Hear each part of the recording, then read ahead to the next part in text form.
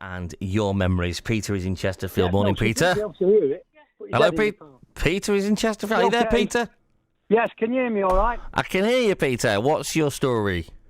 Well, there's two stories. One is my memories of the war from my mum's angle.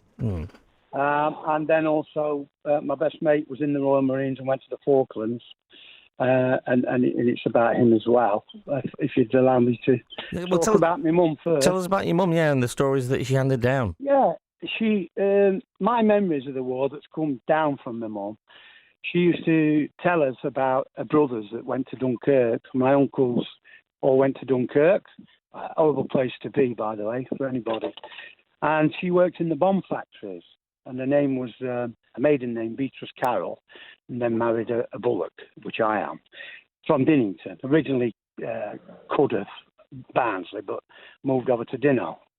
And we used to have to stand up and salute when, at the end of the night, when the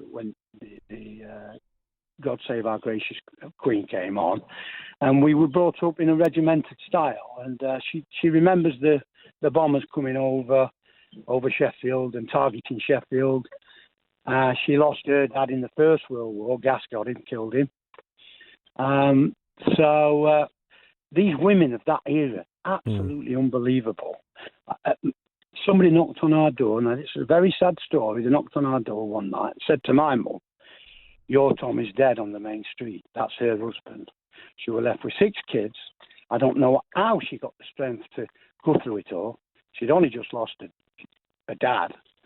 What a woman! The women of that era, absolutely unbelievable. So lovely. And she was always at Jubilees bringing plates home and cups and all this stuff and spoons. What's that all about, ma'am? And then she'd give her explanation. But they had the tea parties, and I can imagine it. Rows and rows of terraced houses where I come from, the barracks in Dinnington.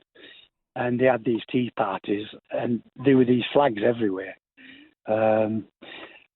Just very, so beautiful, really. All these people celebrating the day that it's over, and I hope that we can celebrate when we've beat this virus in the same way.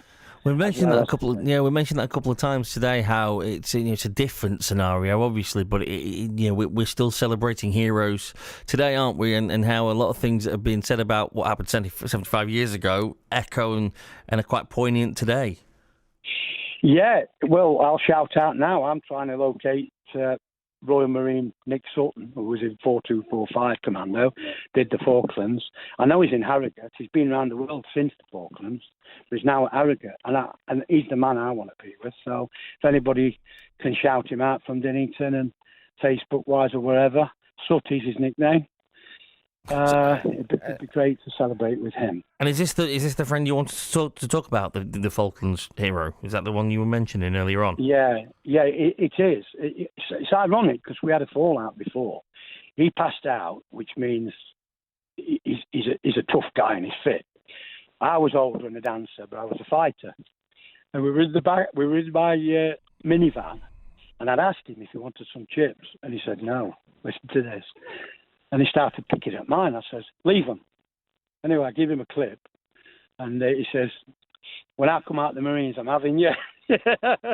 And I absolutely love him to bits. I've watched him suffer with post-traumatic stress.